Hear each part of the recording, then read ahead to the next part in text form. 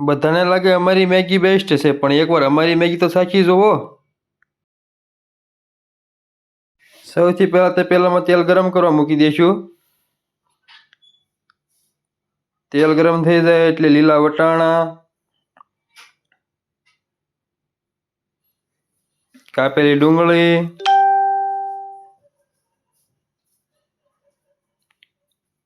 લીલા મરચા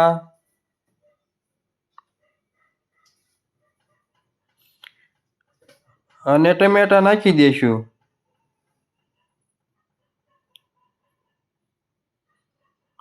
પછી તેને સરખી રીતે સડવા દઈશું.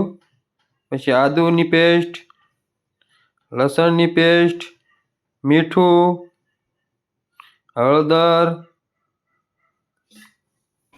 અને પાણી નાખીને આંધણ આવવા દઈશું. આંધણ આવી જાય એટલે મેગીનો ભૂકો કરીને આપણે મેગી નાખી દઈશું.